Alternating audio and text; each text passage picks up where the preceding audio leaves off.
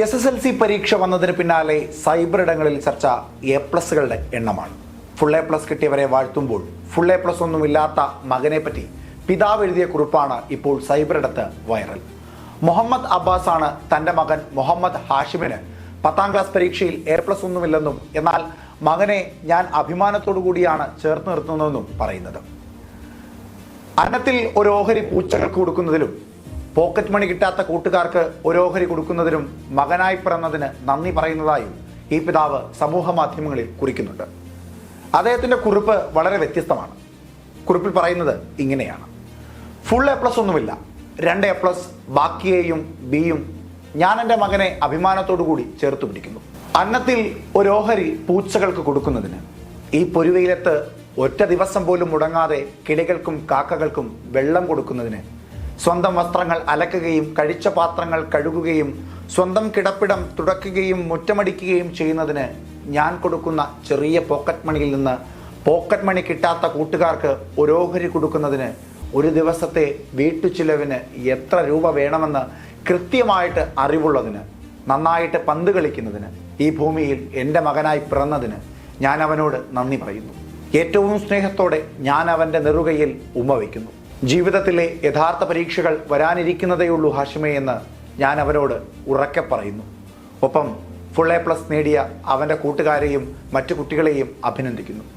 ഒത്തിരി സ്നേഹത്തോടെ, അതിലേറെ അഭിമാനത്തോടെ മുഹമ്മദ് ഹാഷിമിൻ്റെ ഉപ്പ അബ്ബാസ്. ആ വരികളിൽ സ്നേഹം തുളുമ്പുന്നുണ്ട്, ആ വരികളിൽ ആത്മാഭിമാനമുണ്ട്, ആ വരികളിൽ ഒരു കരുതലിൻ്റെ ശബ്ദമുണ്ട്.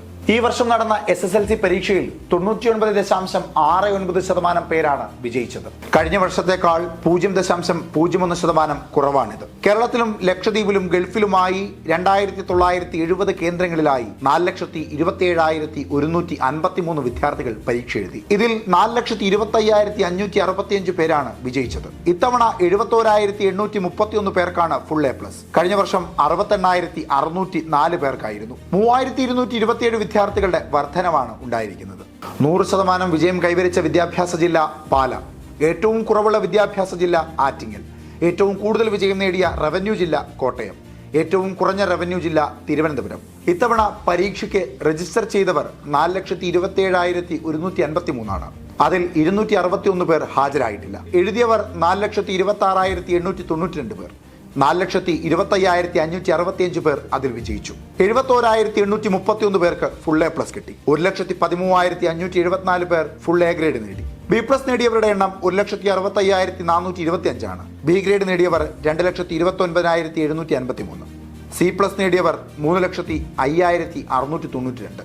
D ഗ്രേഡ് നേടിയവരാകട്ടെ 3,85,231. എന്തായാലും നിറഞ്ഞ ചെരിയോടുകൂടി ഫുൾ A+ നേടിയ എല്ലാ കുരുന്നുകൾക്കും M5 ന്യൂസിൻ്റെ ഹൃദയം നിറഞ്ഞ അഭിനന്ദനങ്ങൾ.